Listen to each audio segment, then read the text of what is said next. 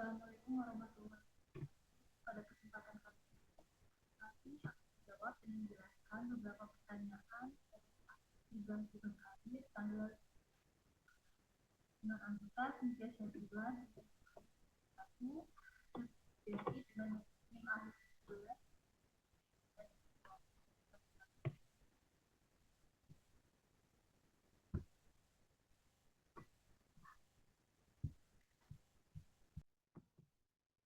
yang pertama yaitu menentukan tipe HE dari filternya ini yang filter E413 tipe HE 2 shell 4 bit. Yang pertama dengan cara memasukkan nilai R-nya dan nilai S-nya. Jadi nilai R 0,3 dan nilai S 0,86 dimasukkan ke diagram yang teratur difference factor atau diagram ST ini. Dimasukkan, kemudian untuk hasil ST-nya sesuai dengan perhitungan ya, itu 0,92 disesuaikan dengan nilai hasil perhitungannya. Untuk diagram untuk liter 413 ini diagram nilai ST-nya cocok dengan diagram untuk 2 shell phases dan 4 phase. Nah, jadi sehingga menggunakan tipe HE24 yaitu 2 shell dan 4 phase. Yang selanjutnya yaitu penentuan buffer space. Nah, dimana untuk range dari buffer space sendiri yaitu dari 1/5 sampai 1. Untuk buffer space yang kami gunakan menggunakan yang pertama ditentukan dengan trial and error. Sehingga kami menggunakan buffer space 0,5 dikalikan dengan inset diameternya, yaitu di sini contohnya inset diameternya 27. Jadi 0,5 dikali 27 sehingga buffer space yang kami gunakan yaitu 13 1/2. Yang selanjutnya yaitu penentuan titik referensi pada pompa. Untuk contoh pompa yang digunakan yaitu pompa sentrifugal L122.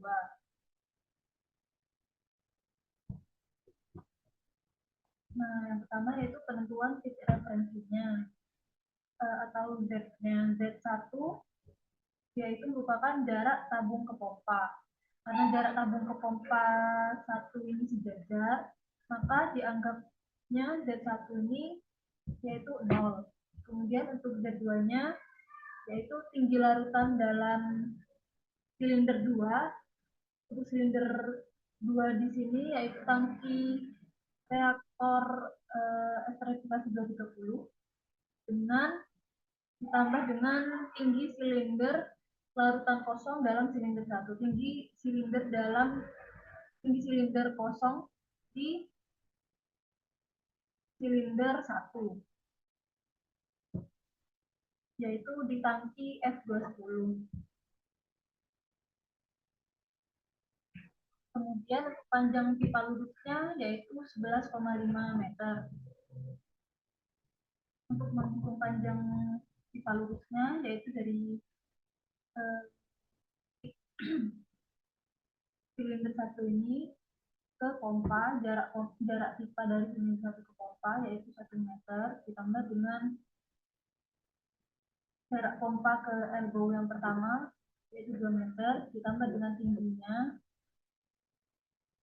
kemudian ditambah lagi dengan jarak dari elbow yang kedua ke silinder tabung silinder kedua yaitu 1 meter, sehingga total didapatkan panjang pipa lurusnya yaitu 11,5 meter.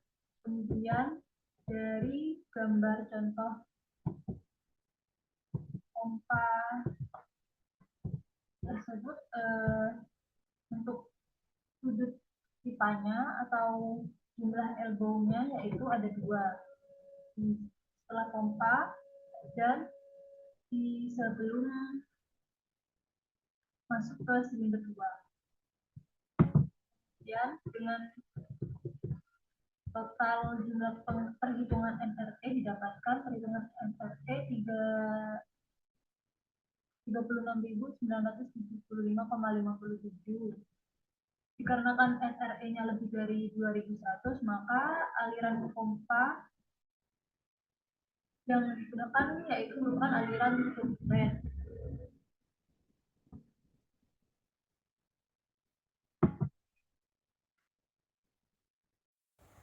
Selanjutnya, jelaskan alasan penggunaan atau pemilihan tipe pengaduk. Nah, pada pabrik biodiesel ini, kami bertumpu pada buku Gen Koplish, yaitu propeller dibagi menjadi 3 blade propeller. Nah, yang propeller ini merupakan jenis yang dipilih karena cocok untuk larutan dengan viskositas rendah.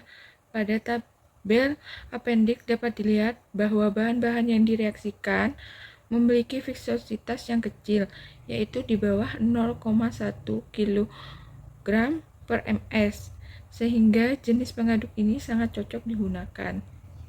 Selanjutnya, penentuan berapa persen volume isi bejana dalam pabrik biodiesel ini. Volume bejana ini menggunakan referensi buku Kusnarjo 2010.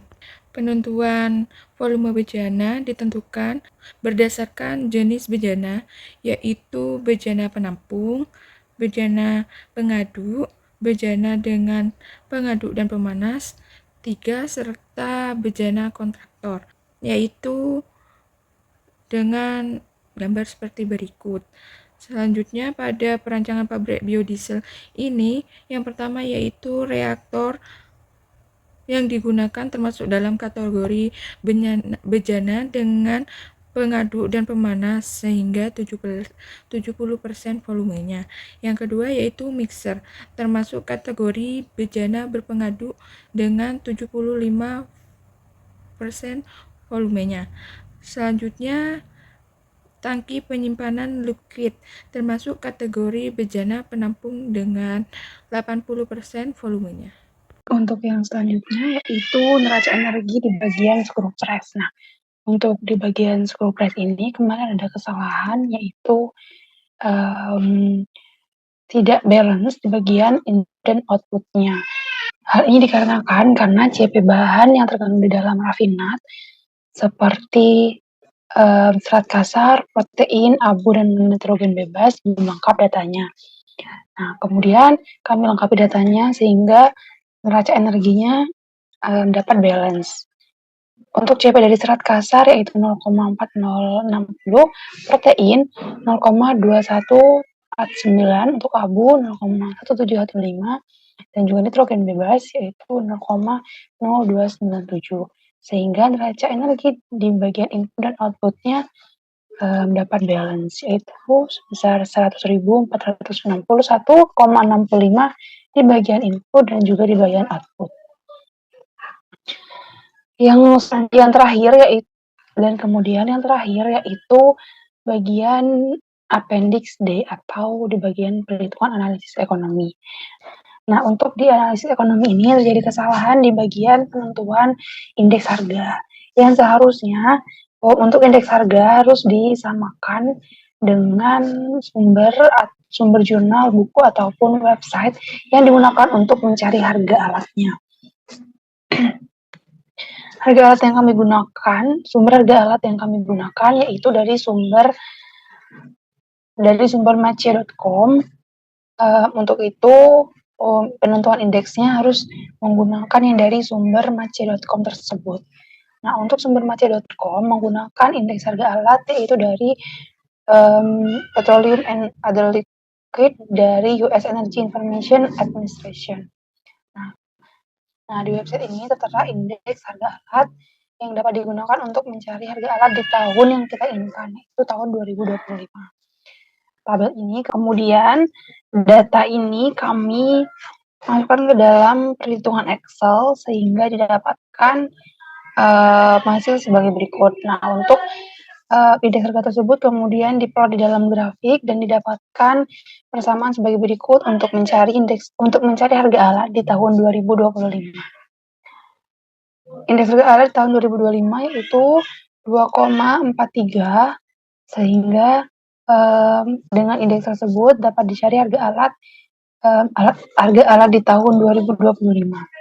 Nah, dengan digantinya indeks harga tersebut, maka terjadi perubahan di bagian analisis ekonomi.